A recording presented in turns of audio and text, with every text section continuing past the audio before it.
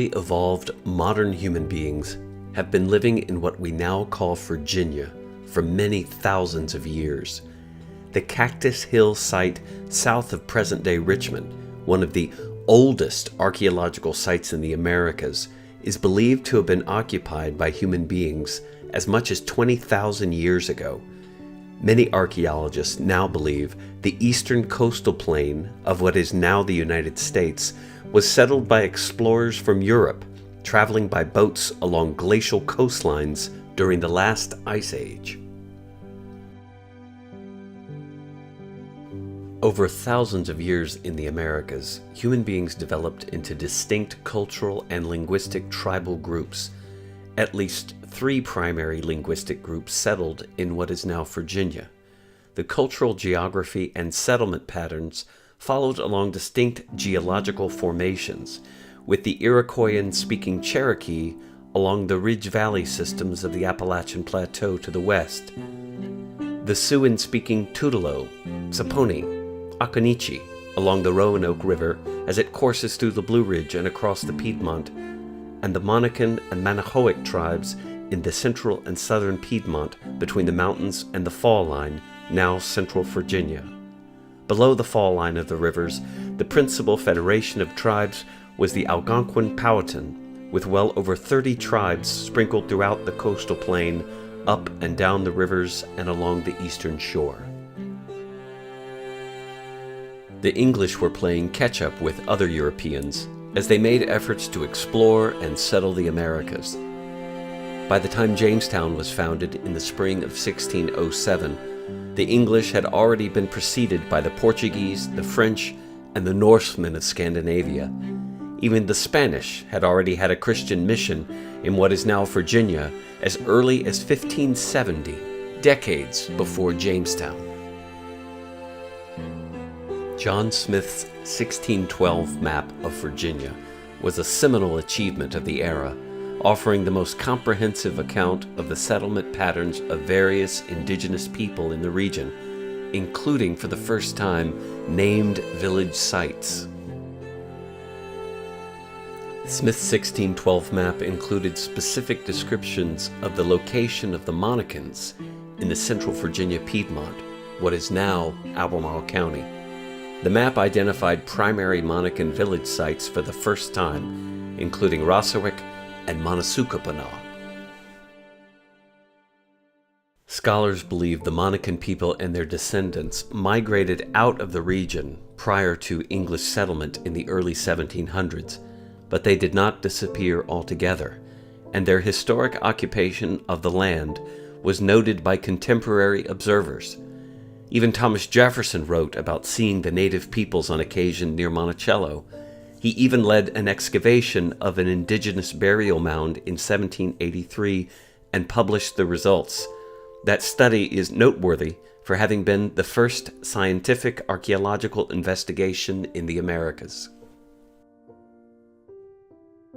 Here are students and their teacher at the Bear Mountain Indian Mission School on the Monacan settlement near Bear Mountain in Amherst County, 1914.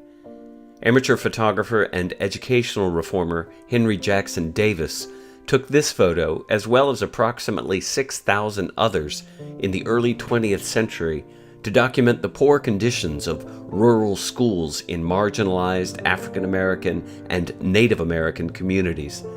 Despite the efforts of long-standing Jim Crow-era legislation that was aimed at denying their existence, the Monacan people managed to preserve their identity and culture. They were at last officially recognized as a tribal nation by the Commonwealth of Virginia in 1989, but not by the U.S. government until 2018. In 1645, English colonists finally established a permanent settlement at the falls of the James River, its highest navigable point, Fort Charles, which became a bustling trading post for furs, hides, and tobacco. William Byrd II later founded the town of Richmond on this site in 1742.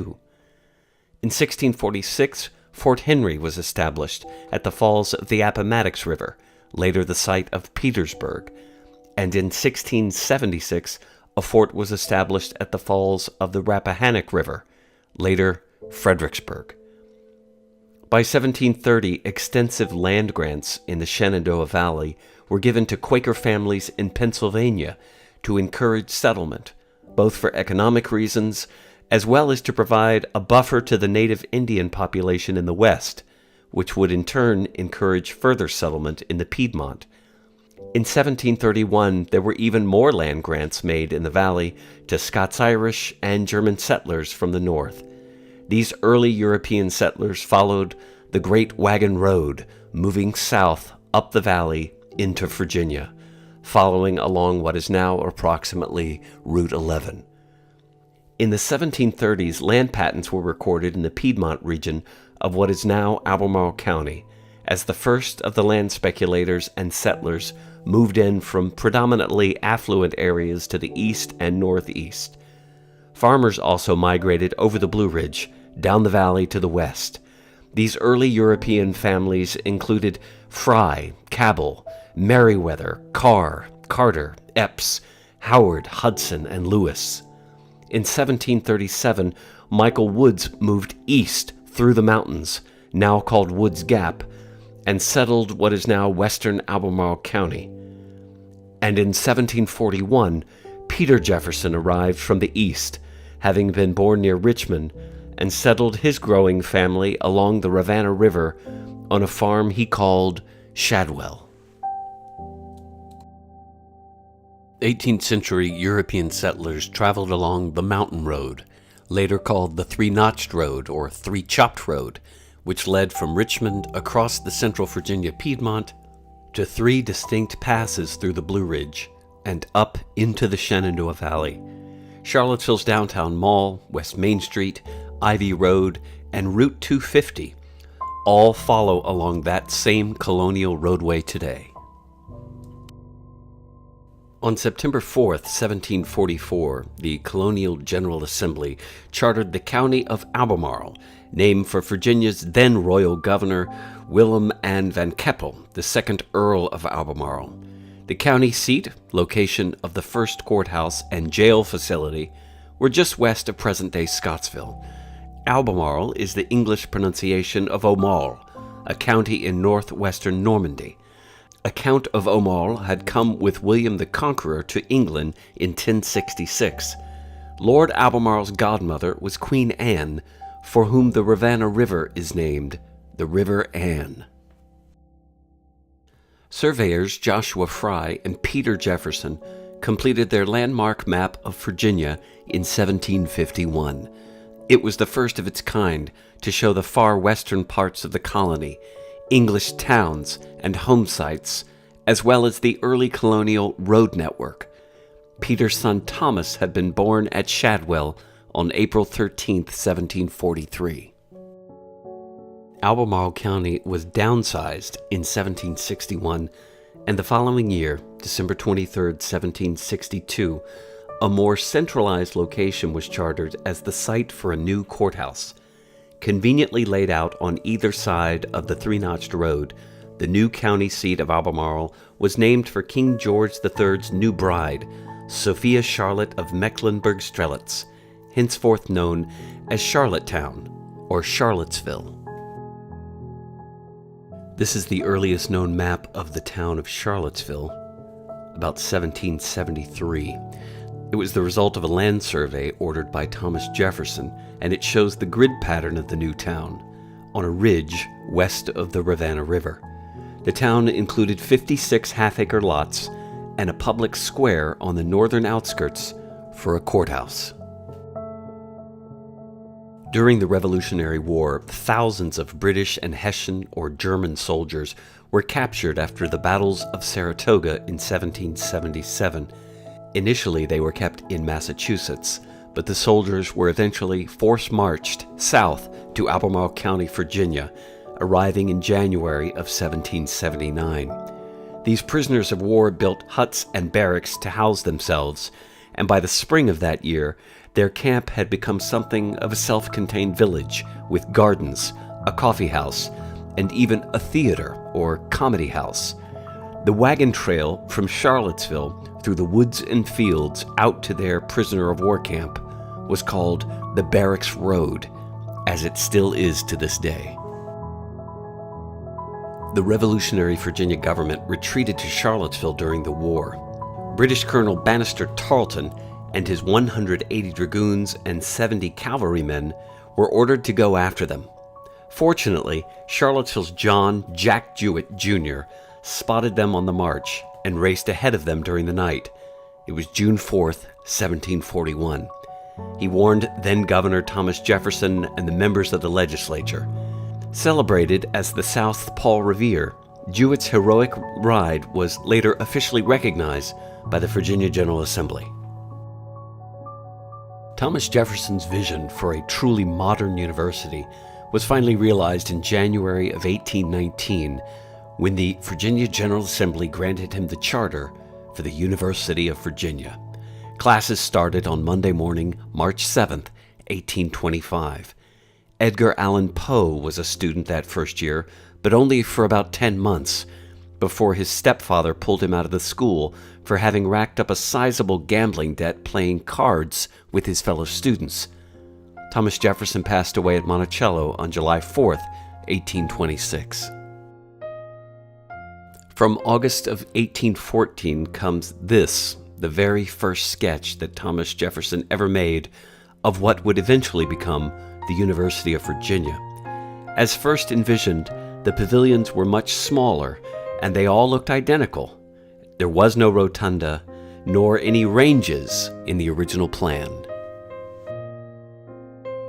The Louisa Railroad Company was founded in 1836, later known as the Virginia Central, and ultimately the Chesapeake and Ohio.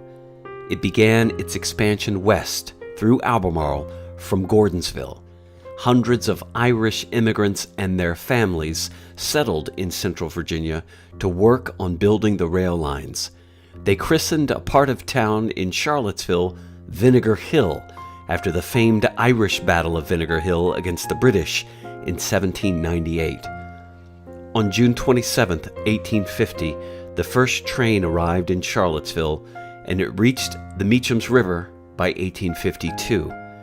On Christmas Day, 1856, under the leadership of French engineer Claudius Crozet, the Blue Ridge Tunnel was holed through. It was only 6 inches off perfect alignment. By 1860, the north-south tracks were also in, and trains running between Charlottesville and Lynchburg as part of the new Orange and Alexandria line. As part of moving supplies for World War II, the C&O replaced Crozet's historic tunnel with a new one. Their alignment was 4 feet off. Despite the fact that most of the Civil War was fought in Virginia, the Charlottesville area saw very little actual combat. Aside from a skirmish north of town, at what is now the Rio Hill Shopping Center on Route 29 North, Charlottesville and Albemarle were spared much of the horrors of battle that had devastated much of the rest of Virginia. With a skilled medical faculty at the university and convenient east-west, north-south rail lines intersecting nearby, wounded Confederate and even Union soldiers were rushed to Charlottesville for care by the tens of thousands throughout the Civil War. Any available public and private buildings were used to treat the soldiers, including classrooms and dormitories at the University of Virginia, all of which were collectively referred to as the Charlottesville General Hospital. On March 3, 1865, General George Armstrong Custer led Union troops into Albemarle County and Charlottesville. The town was occupied for 3 days before they marched towards the final siege of Richmond, the Confederate capital, which fell a few weeks later. Despite having burned the Virginia Military Institute, Custer ordered the University of Virginia not to be harmed out of respect for Thomas Jefferson. The March 1865 occupation of Charlottesville marks the beginning of liberation for the then approximately 14,000 African Americans who were being held in slavery in Central Virginia. Beginning in 2017, the Charlottesville City Council decreed March 3rd as an annual commemoration of the liberation and freedom of the enslaved population of the city and county, who in 1865 were then a 52% majority of residents. In the first federal census of 1790, there were 12,585 people in Albemarle County, 6,835 whites, and 5,750 African Americans, 171 of whom were not enslaved. 10 years later, in the census of 1800, the population had increased to 16,439, 45% of whom were African American, 207 of whom were free. During the next 7 decades, from 1800 to 1870, the county population, compared to growth of the nation as a whole, remained stable, always growing, but only barely. From 1810 to 1880, African Americans were consistently in the majority, though only slightly. In the 1860 census, there were nearly 27,000 people living in Albemarle County, 52% of whom were enslaved people of color. Just over 600 were listed as free. The university at the time had 13 professors and about 600 students. Here is the first graduating class of the Jefferson School, 1867. With support from the New England Freedmen's Aid Society, Nantucket abolitionist and educator Anna Gardner, seated in the front row center, came to Charlottesville in 1865 after the war to establish the first integrated school, which she named for Thomas Jefferson. That was a full 5 years before Virginia launched a statewide public school system in 1870. The Jefferson School of Charlottesville, which also trained future teachers, Isabella Gibbons having been the first, was held in a rundown former hotel and Confederate hospital on West Main Street, the Delavan Building, which later became the site of the First Baptist Church near Union Station. Written on the walls of every classroom were the words, "Knowledge is power." The Jefferson School was formally adopted into the Albemarle County public school system as a segregated school for children of color in 1871.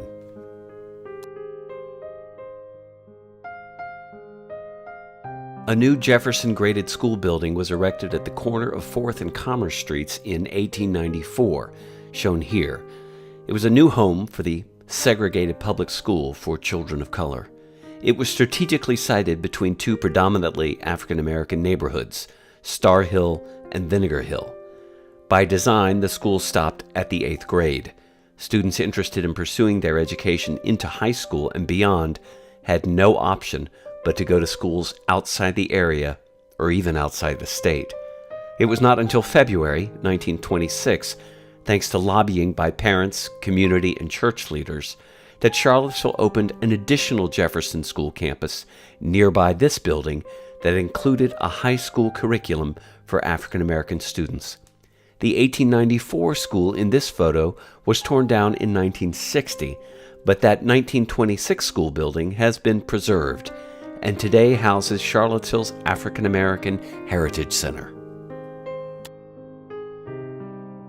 The first known photographs of Thomas Jefferson's Monticello were taken by Charlottesville photographer William Rhodes in the winter of 1867-68.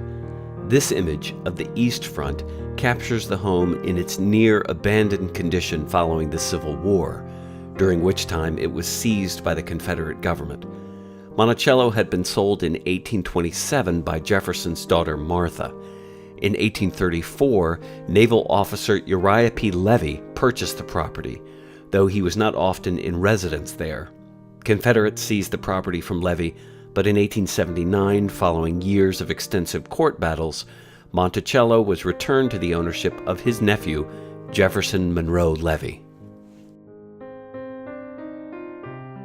In 1923, Jefferson Monroe Levy, who had served as a U.S. congressman in the early 1900s, agreed to sell Monticello for $500,000 to the newly founded Thomas Jefferson Memorial Foundation.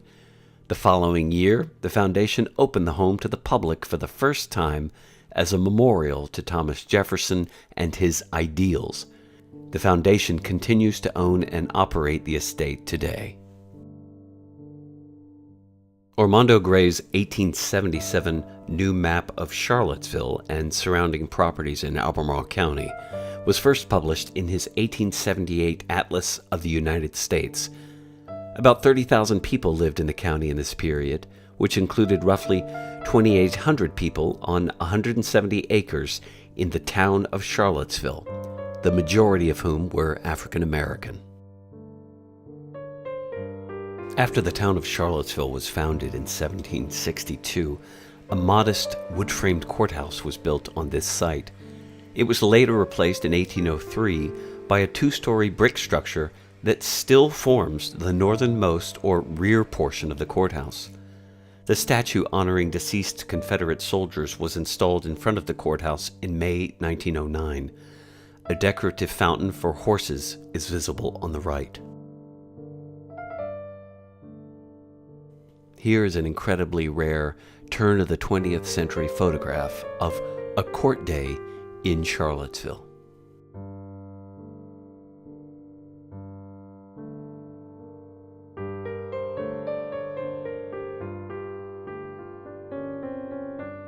Historic Pleasant Green in Crozet, Virginia.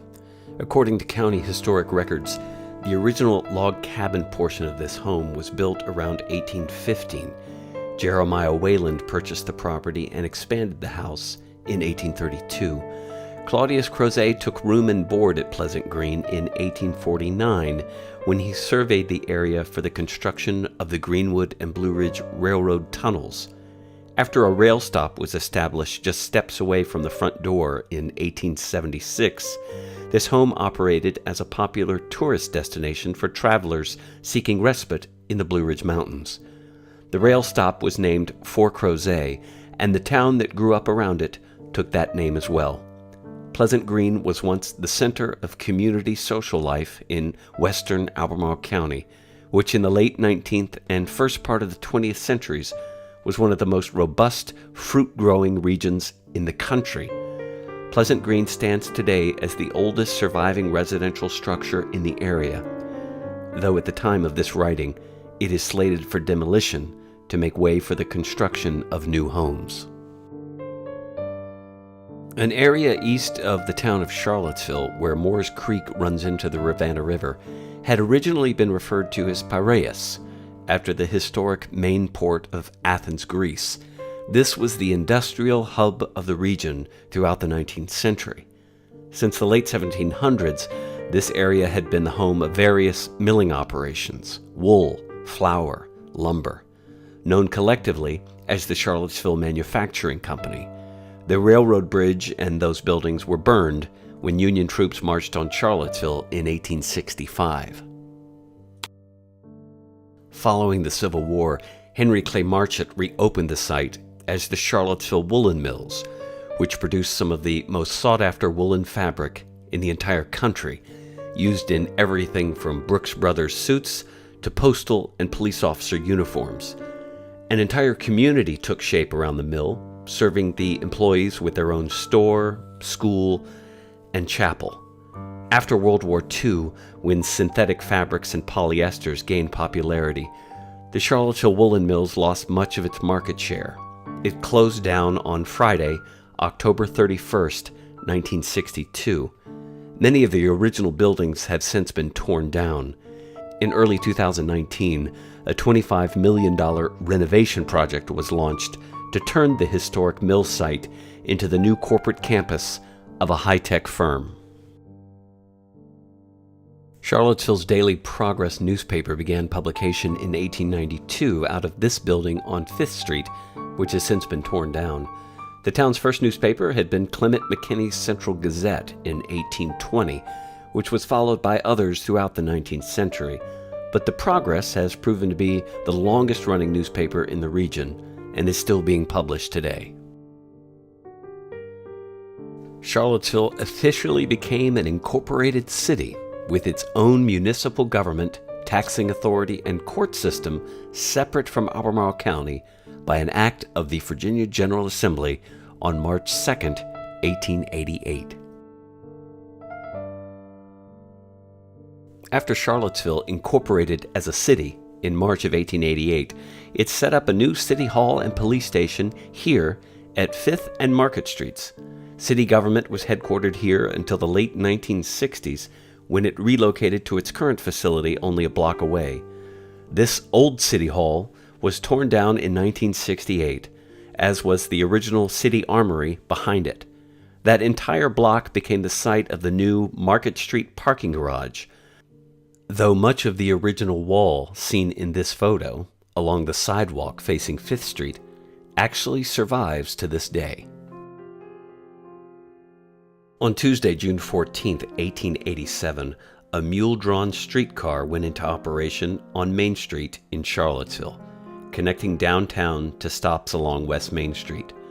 An extra mule was needed to pull the car up Vinegar Hill, which was much steeper in those days. The mule would be unhitched at the top of the hill and would walk itself back down and wait for the next car. The streetcars were electrified in 1893, and by 1912, the tracks were extended west to the University of Virginia, and that despite opposition on the part of students who had argued that the 5-cent rides were not a modern convenience, but a tourist gimmick that would bring unwelcome locals into the university neighborhood. In 1914, shortly after Rugby Road was paved for the first time, the streetcar went all the way up to what is now Beta Bridge. That made it much easier to get out to the UVA football and baseball games at Lambeth Field, which had first opened in 1902 and unveiled its new concrete bleachers and colonnade in 1913. The electric streetcars were decommissioned in 1935 and replaced with buses. Here's a photograph from the UVA corner about 1898. The building at the extreme right, which was the university bookstore and post office, is now the site of an entrance gateway on Hospital Drive. The 1890 Anderson Brothers bookstore building in the middle of the photograph is now the site of a CVS.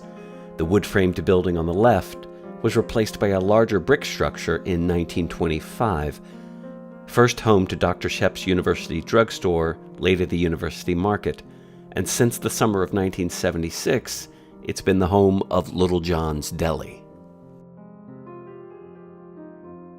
Known as the Bridge of Scores among UVA students at the time, this railroad trestle was built in 1901 near the entrance to the university grounds at the UVA corner. Originally a graded crossing since the tracks were laid in the late 1840s, the road was dug out beneath the railroad tracks to separate increasing street traffic from the dozens of passenger trains and freight trains that passed through the town each day. University students wasted no time adorning the new bridge with the scores of memorable football games. By the time this photo was taken in 1906, 27 victorious games had been memorialized on the bridge, and at least another 6 on the concrete support wall. While the road was dug out deep enough to accommodate the height of the electric streetcars, it was unfortunately not enough clearance for the big trucks that would one day come along. And to this day, unsuspecting drivers continue to slam trucks into this railroad trestle, leading locals to now know it as the Truck-Eating Bridge. Photographer Rufus Holsinger captured this now iconic image of the burning of the University of Virginia Rotunda, October 27, 1895. On that Sunday morning, thousands of people came running from their homes and church services to watch the fire. No one was killed in the blaze, the result of a faulty electrical wiring which had only recently been installed. The rotunda and its 1853 North Annex were completely destroyed. Faculty, students, and townspeople risked their lives to save furniture, school supplies, and the thousands of books in the university library. Eyewitness reports say the dome crashed in about noon. Famed architect Stanford White led an effort to rebuild Jefferson's Rotunda, which included some of his own design ideas for much of the interior. White also designed 3 new classroom buildings as well, which were erected opposite the rotunda at the foot of the lawn, despite the fact that Jefferson had wished that view to remain open. The open view to the south, he'd once written, will be symbolic of the limitless freedom of the human mind. The Charlottesville Canning Company opened for business in the summer of 1905, manufacturing canned fruits and vegetables for what was then a fast-emerging national market for such products. With an abundance of nearby farms producing the needed materials, a surplus of labor, and at the hub of an established east-west, north-south rail network, Charlottesville was an ideal location for such a venture. The Canning Company was recognized at the time as a symbol of Charlottesville's emergence as an industrial manufacturing community. Despite the failure of the Canning Company, it shuttered its doors within a few years. The next few decades saw an increasing number of successful manufacturing and light industry enterprises in Charlottesville and Albemarle. From the nationally recognized woolen mills along the Rivanna River, to the Frank Ix & Sons silk mill, to Morton's frozen foods in Crozet. Though the building in this photograph has since been torn down, thanks to research by historical archaeologist Steve Thompson, we know that it used to stand in what is now the parking lot for Southern States on Harris Street. Celebrated educator, mentor, and community leader Benjamin Tonsler is remembered as one of the most influential and inspiring men of his age. Born in 1854 in Albemarle County, he graduated from Hampton University, then returned to teach at the Jefferson Graded School in Charlottesville. He was principal of the school from 1895 until 1917, when he died after a short illness. He is pictured here with some students about 1910. Tonsler Park on Cherry Avenue in Fifeville is named in his memory. One of the earliest, though short-lived, theater and live music venues in Charlottesville, the Jefferson Opera House and Auditorium, opened at 6th and West Main on September 16, 1896, but succumbed to a tragic fire on November 28, 1907. This site is today a parking lot and the Shenanigans Toy Store on West Main Street. James Ronaldo Cox purchased this home at 611 East Main Street in the 1880s. It was here that he launched his poster and sign company. His nephew, William Jackson, eventually took over the business. Jackson was the son of Ronaldo's sister, beloved Jefferson School educator Nanny Cox Jackson. With countless billboards, the Jackson Poster Company enjoyed tremendous success across multiple generations. At one time, it was one of only 2 outdoor sign companies in America that was owned by African Americans. This family home was torn down in the late 1960s and is now the site of Charlottesville City Hall. Textiles, lumber, quarrying, even a pencil factory all proved to be important sectors in the regional economy throughout much of the 20th century, just as the viability of farming was on the decline. Like much of the rest of the country, most of the manufacturing and industrial jobs were lost to automation or the allure of less expensive labor elsewhere. Most of Central Virginia's factories began to close in the 1960s and 70s, though a handful of successful companies still prosper in these sectors in the region to this day. The Ix & Sons textile mill was open from 1928 until 1999 and was among the largest employers in the region. Since the demise of large-scale manufacturing, many other successful entrepreneurial efforts have been based in Central Virginia, including Macmillan Publishing Services, Crutchfield, State Farm, Klockner, the CFA Institute, as well as a growing number of high-tech and biomedical enterprises. For over a century, the John Ferris Bell Funeral Home has served the Charlottesville region, now the oldest African-American-owned business of its kind in Central Virginia. Bell was born in Petersburg in 1890. After graduating from Hampton University and studying in Chicago, he founded his business in Charlottesville in 1917. He was later joined by his 3 sons, John, Henry, and Raymond. Henry's daughter, Deborah Bell Burks, and her husband, Martin Burks III, are now engaged in running the business. This is an image of the Chesapeake and Ohio Railway Depot in downtown Charlottesville in 1905. Passenger rail service first came through Charlottesville in 1848 with the Louisa Railroad, which became the Central Virginia Railroad in 1850, and the Chesapeake and Ohio Railway in 1869, which linked the Chesapeake Bay to the Ohio River. The C&O unveiled this all-new Charlottesville depot on Water Street in 1905, replacing a smaller 1883 wood-framed building. The horse, carriage, and the people were later painted into this picture when it was used for a postcard. The C&O ceased its passenger service when Amtrak was formed in 1971. Charlottesville C&O Depot closed in 1982, and in 1990, developers converted the building into office space. The first two-lane Belmont Bridge, built in 1905, is visible in the far left of this image. A new four-lane highway-styled bridge was completed in 1961. The Albemarle County Courthouse was shared as a place of worship by various Christian denominations for many decades.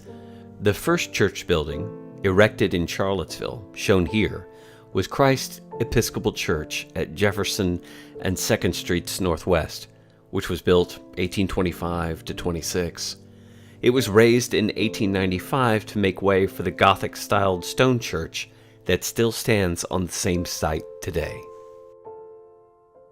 Formed by African American members of the then segregated First Baptist Church of Charlottesville beginning in 1863, Charlottesville's First Baptist Church, initially called the Charlottesville African Church, began holding its own services in the basement of an old hotel on West Main Street just after the Civil War.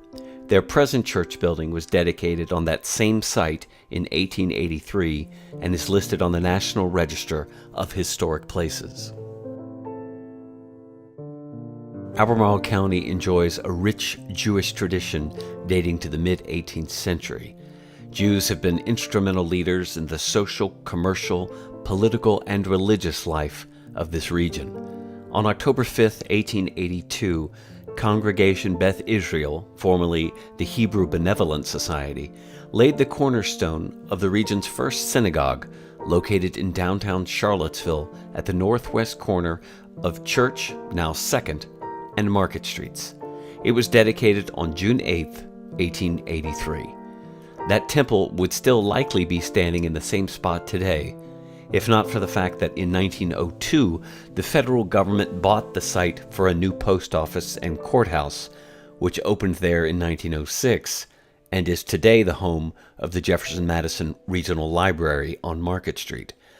Congregation Beth Israel's members painstakingly erected a new home, shown in this photo, only a few blocks to the north, at Jefferson and 3rd Streets, reusing much of the materials from the original temple. Dedicated on February 9, 1904, it survives today as the heart of the thriving and inspiring Jewish community of Central Virginia. The 1906 Federal Building, previously the site of the original Congregation Beth Israel.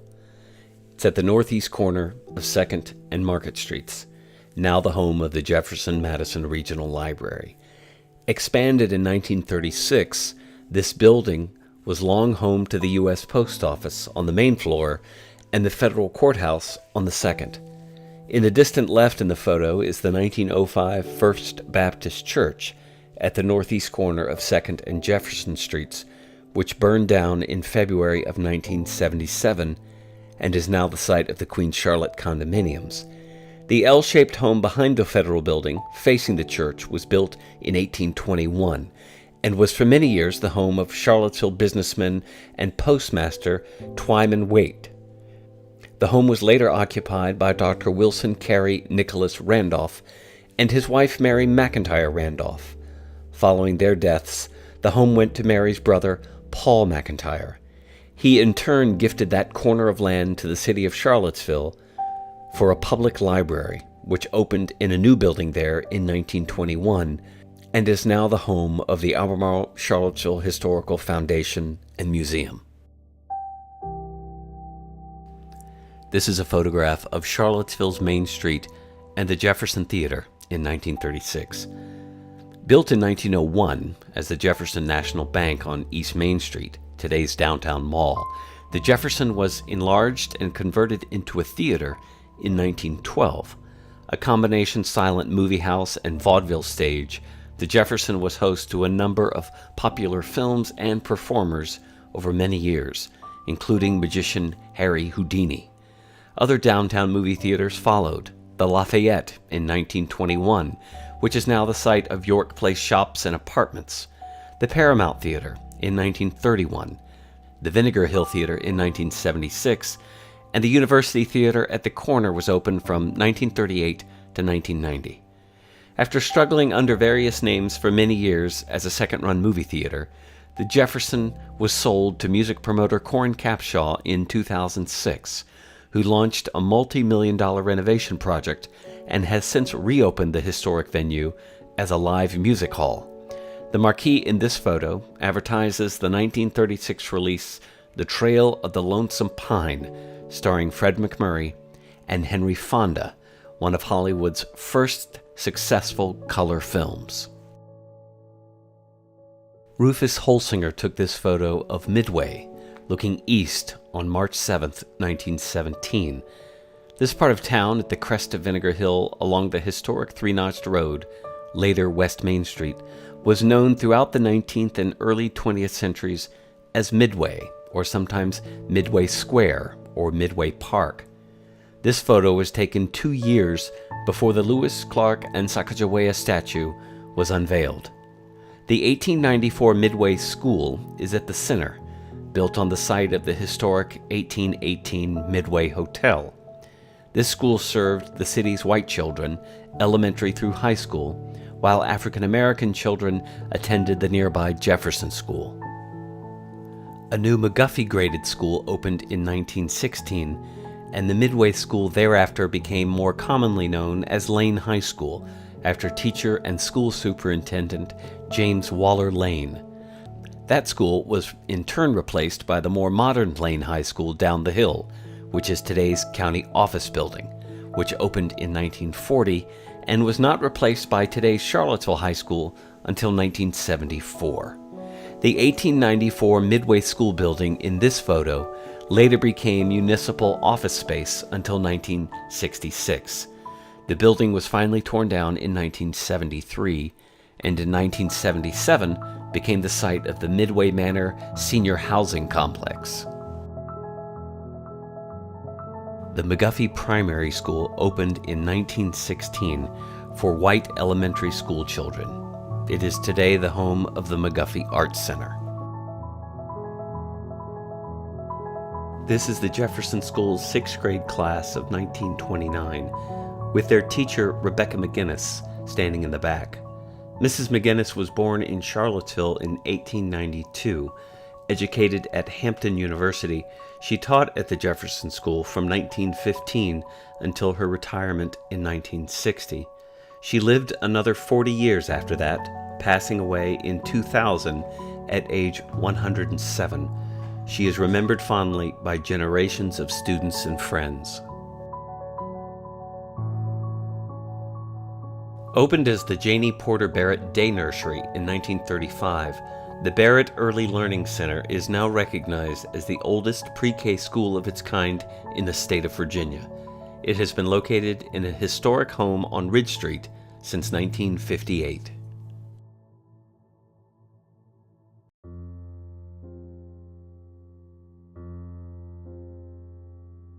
A photograph of nurses with the University of Virginia's 8th Evacuation Hospital Unit, which served during World War II from 1942 to 1945 in both Northern Africa and Italy. The 8th Evac received numerous awards and commendations for its service, and served in the war longer than any other American hospital-affiliated medical unit. During their time on active duty, the doctors and nurses from UVA cared for over 48,000 patients, plus over 53,000 outpatients.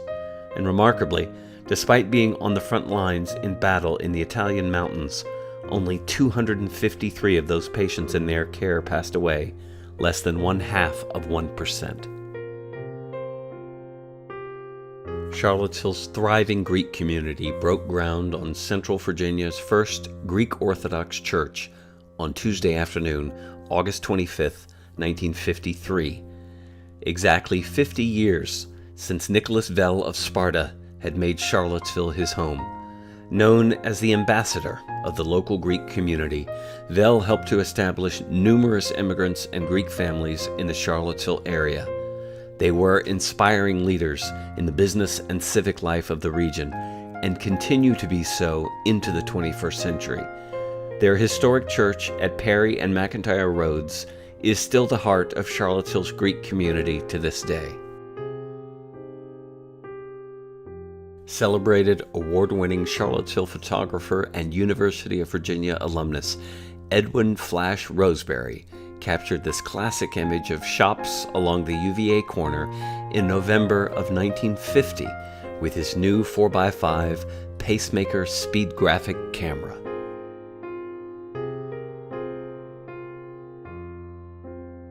Mincer's Humidor had first opened in a cramped space off an alley at the UVA corner in July of 1948. In the summer of 1954, the pipe shop relocated up the street to this much larger space, where it continues to this very day. The pipes and tobacco gradually gave way to t-shirts and sportswear. Here's a 1952 photograph of Inge's store at 333 West Main Street, the heart of the once thriving Vinegar Hill community. This building was fortunately spared when most of the area was razed in the early 1960s as part of urban renewal. It has been the site of various restaurants since the market closed in 1979.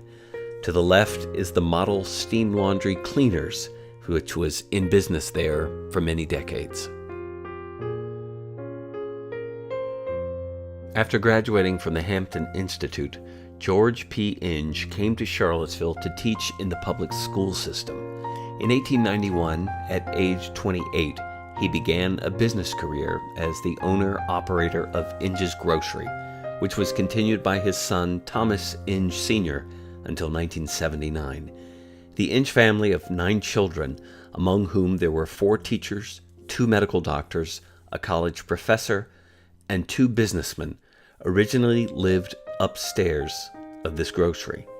Mr. George Inge was active in civic, social, educational, and religious affairs in the community.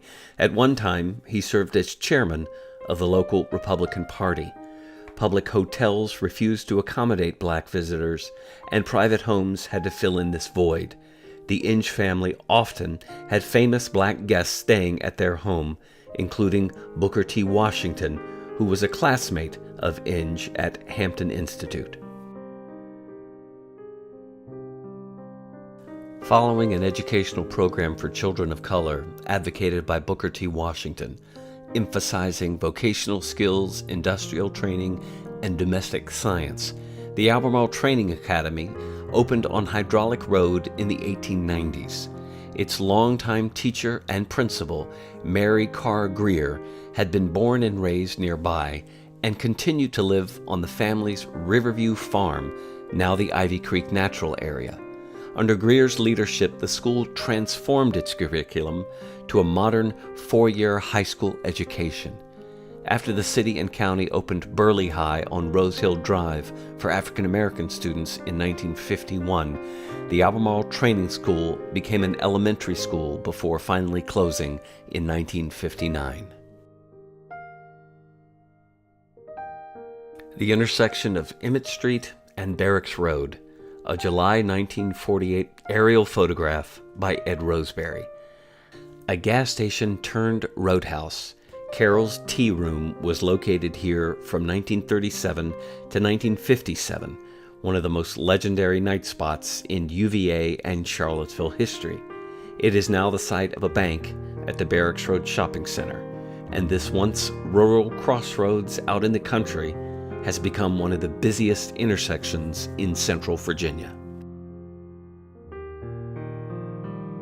The Colonial Grocery Store was one of the first shops to open as part of the new Barracks Road Shopping Center, which celebrated its grand opening on Halloween weekend 1959. The nearby 7-Day Shopping Center, or Meadowbrook, and the University Shopping Center on Ivy Road had both opened before Barracks, but the Barracks Road Shopping Center was the first large-scale suburban shopping experience of its kind in the Charlottesville area, a formidable expression of the car culture and suburban sprawl of the 1950s. Colonial is now the site of a Kroger grocery and ABC store, and the shopping center has since expanded to the north and the south. George R. Ferguson, Jr. is remembered as one of the great civil rights leaders of Virginia in the 20th century. A former president of the local NAACP, he helped to lead the effort to desegregate the UVA hospital as well as public schools in Central Virginia. Ferguson's father was the first established African-American physician in Albemarle County. Rather than follow his father into medicine, Mr. Ferguson pursued a career in the mortuary business, opening his own funeral home in Charlottesville in 1941, which he operated quite successfully for many decades until his passing in 1993.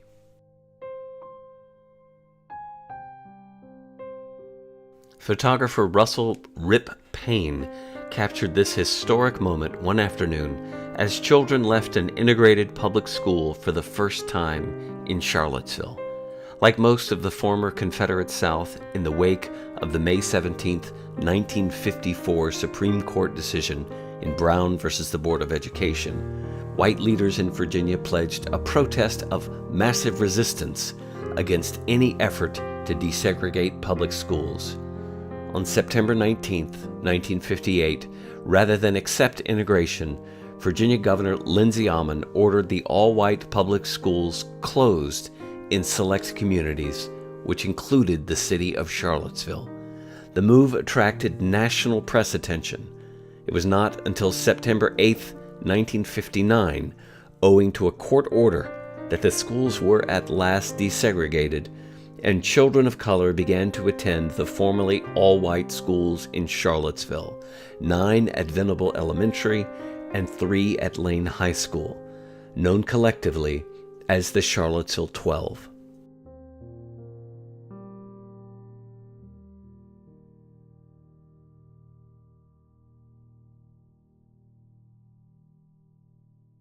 This Ed Roseberry photograph looks south across the Belmont Bridge during the 1951 Apple Harvest Parade, an autumn tradition that had begun the year before and which became the Springtime Dogwood Festival in 1958. The bridge was built in 1905, connecting the east end of downtown Charlottesville over the Chesapeake and Ohio Railroad tracks to the fast-growing Belmont neighborhood, a planned community named for the sprawling 550-plus acre Belmont estate that had occupied the area throughout the 19th century. In 1891, developers with the Belmont Land Company began selling parcels in the area for home sites and businesses. In 1961, a new 4-lane highway bridge was installed to replace the original, and a third iteration of the Belmont Bridge is now being planned. Charlottesville's Apple Harvest Festival Parade on Main Street, downtown, in October of 1953. The annual festival had been launched in 1950, complete with a parade and fair to celebrate one of the region's most historic and successful agricultural industries. Throughout much of the 1800s, Central Virginia's Albemarle Pippin was among the most popular varieties of apple in America and in England. This Saturday, October 3, 1953 Harvest Festival Parade enjoyed spectacular weather in Charlottesville. The photo was taken just before the parade began, looking east down Main Street, today's downtown mall. Sears and Leggett's department stores are on the right. later the site of a Regal cinema in 1996. In the next block on the right is the 1921 Lafayette Movie Theater, which in 1960 became the site of a Rose's department store, and in 1996, the York Place Shops and Apartments. The 1920 National Bank Building, Charlottesville's first skyscraper, is visible on the left. The annual community celebration was reorganized as the Dogwood Festival and moved to the spring, beginning in April of 1958. Randolph Lewis White launched the Charlottesville Albemarle Tribune weekly newspaper in October 1954, offering a more honest, balanced, and thoughtful account of African Americans throughout Central Virginia. The paper was a welcome source of local news and events in the Black community. The paper was an important and influential voice throughout the Civil Rights Movement. White led the paper until his passing at age 95 in 1991. Beginning the following year, the paper continued to be published under the name The Tribune until 2011. Born and raised in the Fifeville neighborhood of Charlottesville, Elmer "Sonny" Sampson was for many years the beloved band director at Jackson P. Burley High School. Opened in 1951, the school was operated jointly by Albemarle County and the city of Charlottesville to educate African American students grades 8 through 12. It became a middle school for Albemarle County in 1973. Mr. Sampson was an inspiring mentor to generations of children. The musicians he taught and led created one of the most impressive and sought-after high school bands in Virginia. In this photo, the Burley High School Band marches in the 1963 Cherry Blossom Parade in Washington, D.C. Scenes from the classic 1956 movie Giant were filmed in the Keswick area of Albemarle County in the summer of 1955. Photographer Ed Roseberry took this photo in the terrace room, a private upstairs dining room of the Thomas Jefferson Inn on Emmett Street, where the stars and some crew were staying. The inn had first opened in May of 1951, closed in 1968, and is now the Federal Executive Institute. Having snuck in through the kitchen, Roseberry obviously surprised some of the famous cast members as they were eating. On the far left is actor Paul Fix. In the middle is Rod Taylor. A 30-year-old Rock Hudson looks over his left shoulder, and next to him is 23-year-old Elizabeth Taylor. The movie also starred James Dean, though he did not appear in these scenes filmed in Virginia. Unfortunately, Giant was to be Dean's last movie, as he died in a tragic car accident on September 30th, 1955 in California, over a year before the film's premiere. The movie was nominated for 10 Academy Awards, and director George Stevens won the Oscar for Best Director. The University Movie Theater, June 1949. Photograph by Ed Flash Roseberry. The University Theater opened at 1325 West Main Street near the UVA corner on Friday night, September 30th, 1938, and didn't close until the summer of 1990, when the facility was converted into shops and apartments.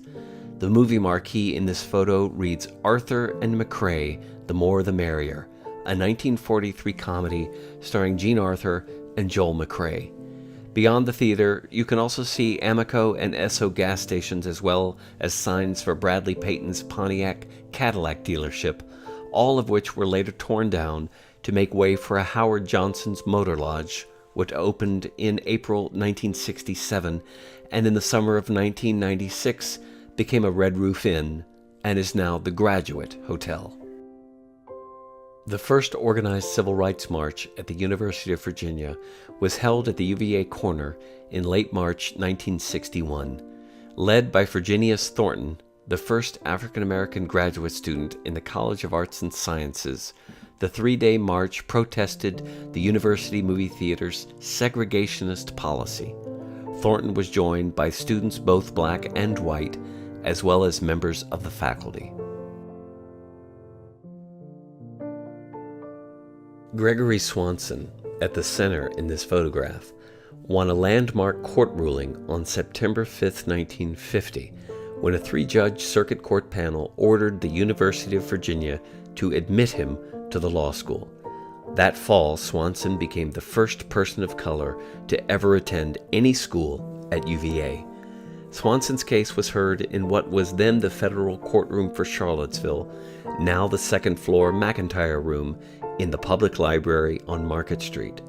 This celebratory photo was taken just across the street in Lee Park, now Market Street Park, only moments after the ruling and only steps away from a 1924 statue that celebrated the leadership of Robert E. Lee and the lost cause of the U.S. Confederacy.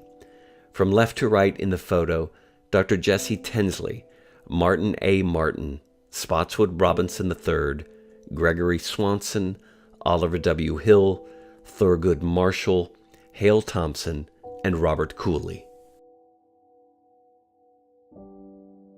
A native of Charlottesville, Edward Jackson was a veteran of World War II, a land developer, and he helped to run the family's very successful Jackson Poster advertising business. He is perhaps best known for having founded, built, and operated the Brenwana Motel, Restaurant, and Nightclub just south of town on Route 29, seen here at its opening in July of 1958. Named for his two daughters, Brenwana was created to serve African American travelers who struggled to find decent places to stop, rest, and eat in the segregated South. It was included in the Negro Motorist Green Book Travel Guide, which was published from 1936 to 1966. According to Mr. Jackson's family, Brenwana was in practice always integrated, the first of its kind in Central Virginia. Dr. Martin Luther King dined here when he spoke at UVA in 1963. Brenwana didn't close until 1979, though Jackson didn't sell the property until the early 1990s. The nightclub was an incredibly popular live music venue throughout the 1960s and 70s. Downtown Charlottesville, Main Street, May of 1960.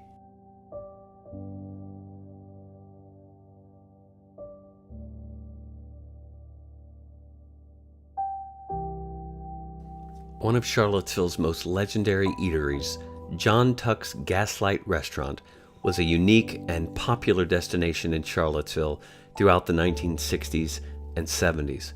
Open to rave reviews in 1961, the Gaslight was located on West Main Street, adjacent and to the east of the historic Hotel Albemarle, which had been built as the Gleason Hotel in 1896.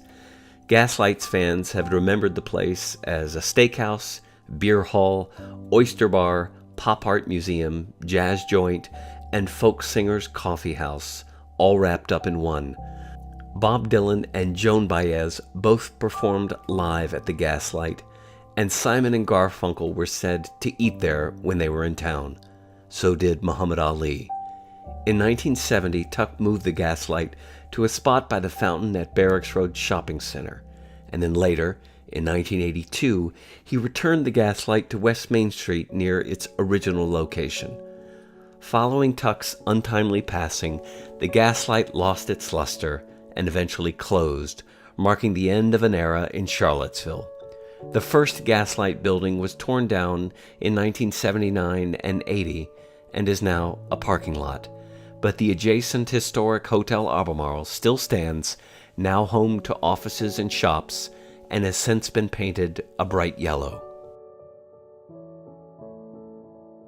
From the Rip Payne collection of historic photographs, here's a 1967, possibly 68 image of people lining up to get into the Paramount Theater downtown.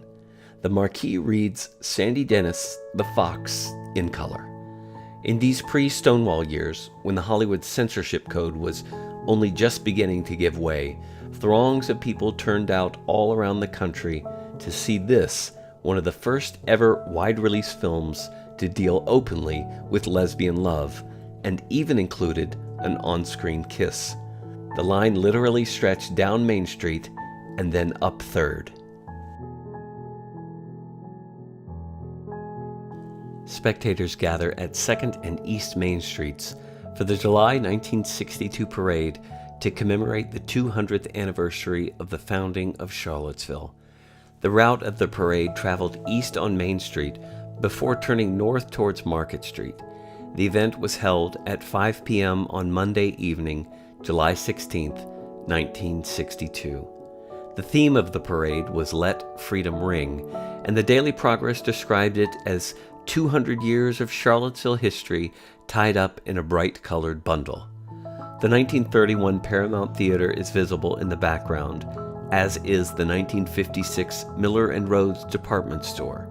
The 2 buildings to the left of the Paramount Theater were destroyed by fire in August 1973, and the resulting empty lot was incorporated into a design for the 1976 downtown pedestrian mall, and is now the site of the Central Place Fountain.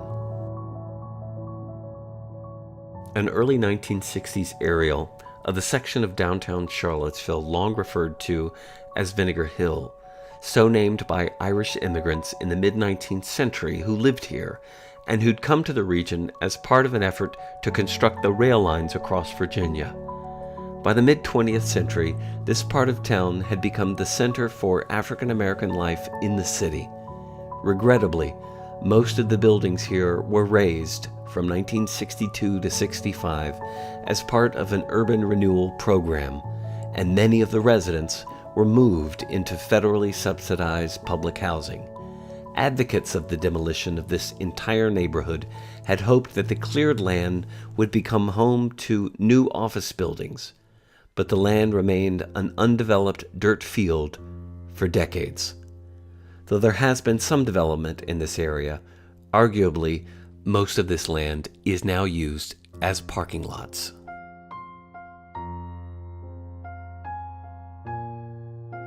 Buddy Glover's Restaurant on Emmett Street near the university.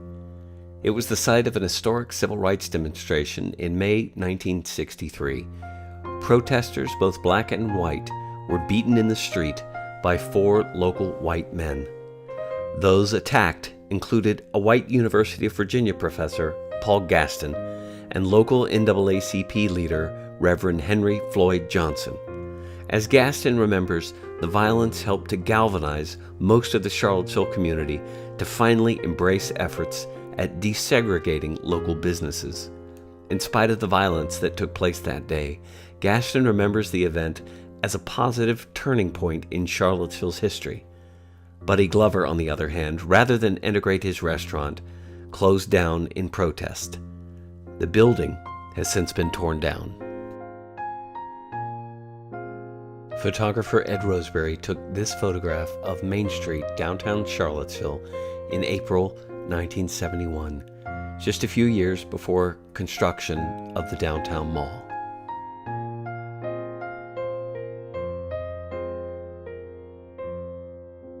Following years of planning and debate, not to mention a notable lawsuit in opposition, Charlottesville's downtown Main Street was converted to a pedestrian mall in 1976. This Ed Roseberry photo was taken that spring, a few months before the grand opening ceremony on July 4th. This image looks west down the mall from 5th Street near the Nook restaurant.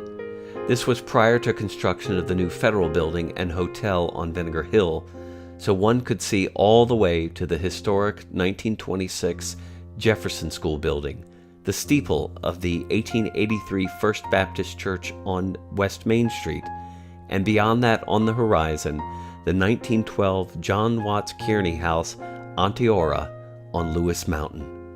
Also visible on the south side of the mall, on the left, is the Standard Drug Company, now a CVS, Woolworths, which closed on October 21, 1997, after 75 years, and was redeveloped as the Terraces Complex by Oliver Kootner. You can also see Roses, which opened in 1960 on the site of the 1921 Lafayette Movie Theater. Roses was later developed as York Place, which opened in the fall of 1995 by entrepreneur Chuck Lewis. Designed by famed landscape architect Lawrence Halprin, Charlottesville's downtown mall is recognized today as one of the most successful projects of its kind in the entire country. Photographer Ed Roseberry captured this photograph of the University of Virginia Easter's Party on Sunday afternoon, April 11, 1976, when an estimated 15,000 people piled into Mad Bowl near the fraternity houses. UVA's Easter's has been called the biggest college party in America in the 20th century. The springtime tradition had its origins as a formal evening of dancing in the late 1880s. Over the course of the ensuing decades, Easter's evolved into a multi-day series of parties, dances, and music concerts that drew an increasing number of young people from up and down the East Coast. Owing to safety concerns and the changing times, the university canceled Easter's altogether in 1982. The Ridge Drive-In Movie Theater opened on Saturday night, April 22, 1950, and didn't close until 1979. It was located at Route 29 and Hydraulic Roads, and is today the site of a Kroger grocery and ABC store.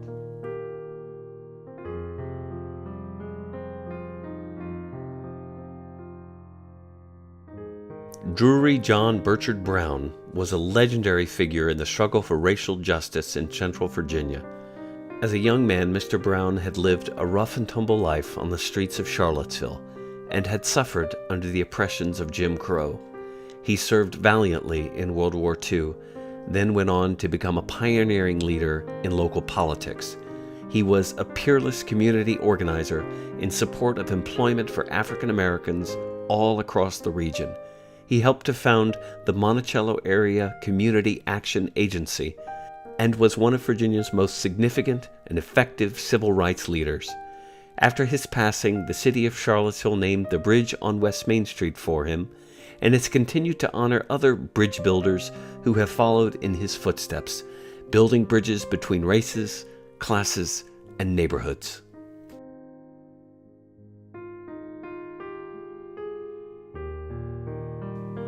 An aerial photograph by photojournalist Rip Payne, circa 1970, of the construction of the Route 29-250 bypass intersection with the new Interstate Highway 64, an area now known as Exit 118B. That's the future I-64 at the bottom of the image, being cut through the trees to the west, left, and to the east on the right, plus Route 29-250 going north-south. The proposed route of I-64 across Virginia had proven to be quite controversial for many years. At one time, it looked like the preferred route would go from Richmond west to Lynchburg, then through the Blue Ridge to Roanoke. There was even an organized group in Albemarle County who did their very best to fight it, saying it would hurt property values and make the countryside ugly. But the pro-Charlottesville interests won that battle, and I-64 came through town in the early 1970s before continuing west across the Blue Ridge at Afton. Dave Matthews Band's first big gig. It was on Sunday, April 5th, 1992, and the local Dave Matthews Band, which had formed only the year before, took to the stage at the annual outdoor Van Riper's Music Festival in Afton, Virginia. At the beginning of their set, Matthews nervously approached the microphone and said, "Hello, we're the Dave Matthews Band.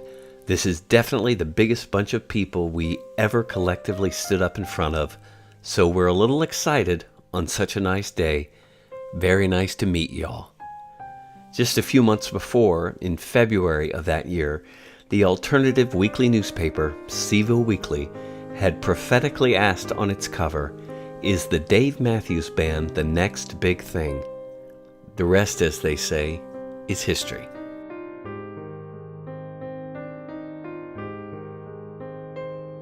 An image from West Main Street near the Junction, or the Union Depot, where the C&O tracks cross the Norfolk and Southern line. The streetcar is visible in the distance, and beyond that, the steeple of the First Baptist Church.